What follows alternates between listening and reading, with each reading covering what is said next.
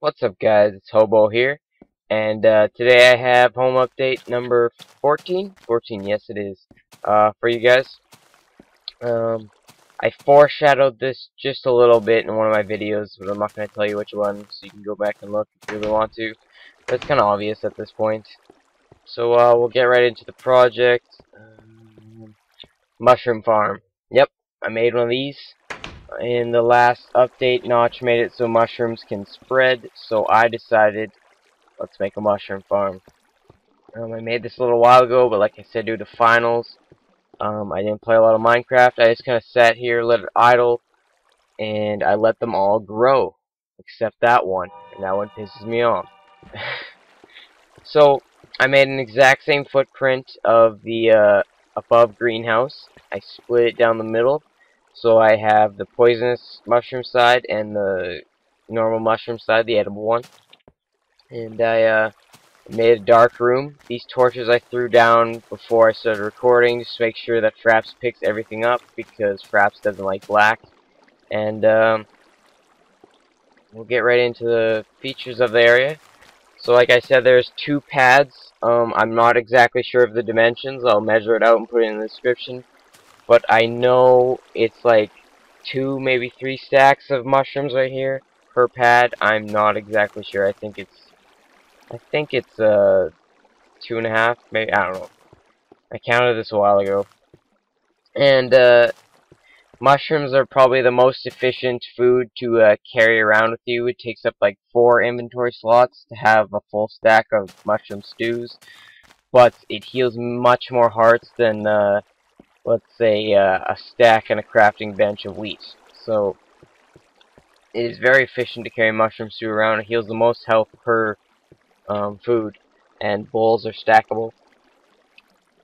But get into the features again. This is the toggleable lighting. Mushrooms need absolute darkness to grow efficiently in. These torches are normally not here, and I'm still trying to solve the leakage of light from here. Normally I just kind of stuck 2 sand blocks or whatever here, and it blocked up most of the light. That's how I let it spread. I'll find a better solution later on, but for right now it works pretty good. So I made this underground because I like to keep all my farms nice and close together. And I wanted to keep the mushroom farm with the greenhouse and all the rest of the stuff. But I do have more plans for more advanced farms, let's just say, when beta 1.7 comes around. This is as simple as it gets in terms of farming.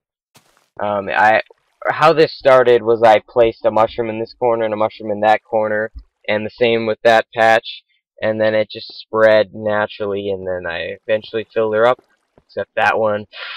And then to harvest it, you would simply just take a bucket of water or something, take out a corner piece and let it flow, and it would harvest them all pretty much for you. Just run around, pick them up.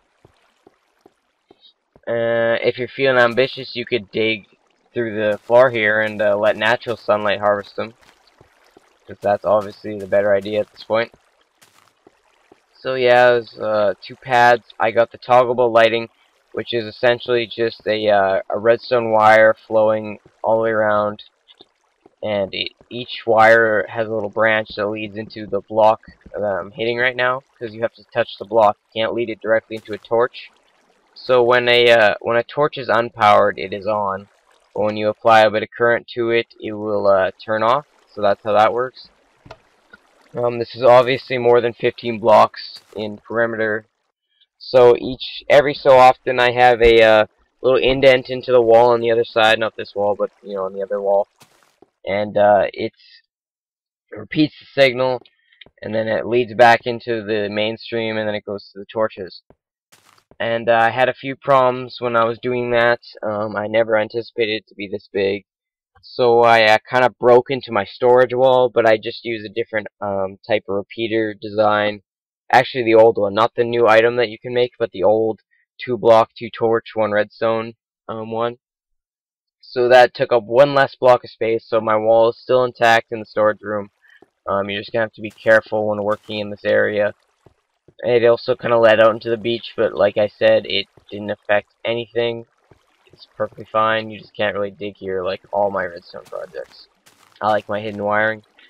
So perfectly toggleable. It actually provides a decent amount of light. If you can see that, it's fairly dark over there. Slap her on. Provides a nice little light up walkway to walk on. Those torches aren't loading here, and this is usually blocked up, so this lighting is very useful. And it's also low level enough that it doesn't really inhibit the mushrooms. So I left it on for a while, and they still grew, because redstone doesn't provide the same amount of light as a torch does, as you can see. And it's fairly simple. It's just a mushroom farm.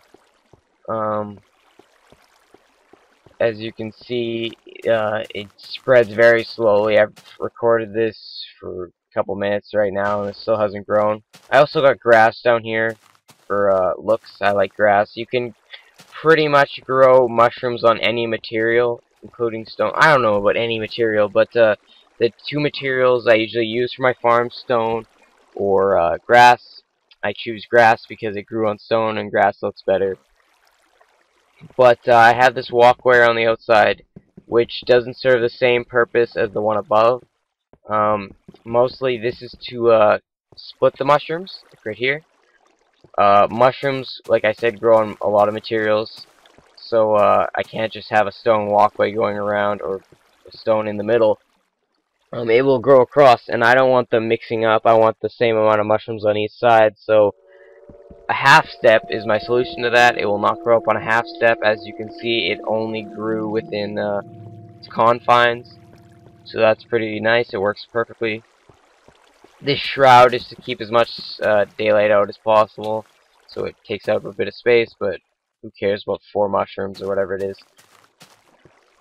And that's pretty much it. It's fairly simple as far as mushroom farms go. Like I said, it will be a little better, or I'll make a different version, I guess, once 1.7 comes out.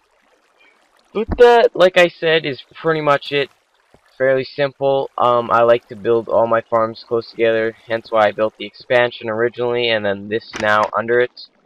Got the nice new hatches, and that's it.